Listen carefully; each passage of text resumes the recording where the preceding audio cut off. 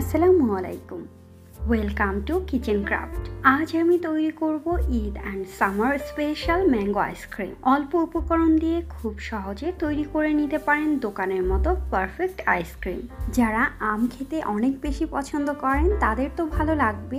আশা করি যারা তেমন একটা পছন্দ করেন না তারাও একবার এভাবে বানিয়ে দেখতে পারেন, ভালো লাগবে। আমার রেসিপি ভালো লাগলে লাইক, কমেন্ট এবং শেয়ার করে পাশে থাকবেন।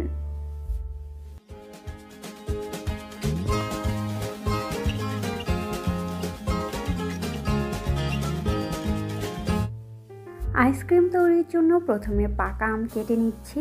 আমগুলো কেটে নেবার পর ব্লেন্ড করে নিয়েছি। এখানে 1 কাপ পরিমাণ আমের জুস হয়েছে। আম ব্লেন্ড করার সময় অতিরিক্ত পানি বা দুধ অ্যাড করার প্রয়োজন নেই।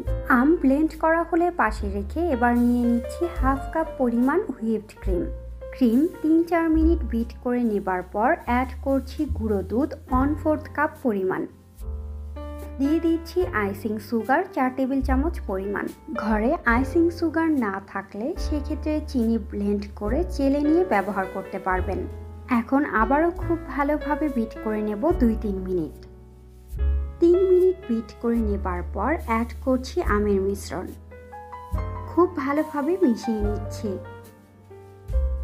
মেশানোর পর চাইলে চিনির পরিমাণ চেক করে নিতে পারেন। যদি প্রয়োজন হয় সেক্ষেত্রে অ্যাড করতে পারবেন।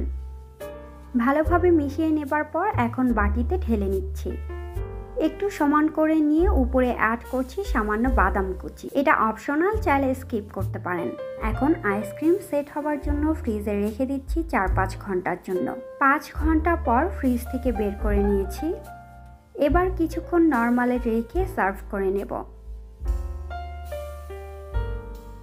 তৈরি হয়ে গেল দারুণ মজার সুস্বাদু ম্যাঙ্গো আইসক্রিম।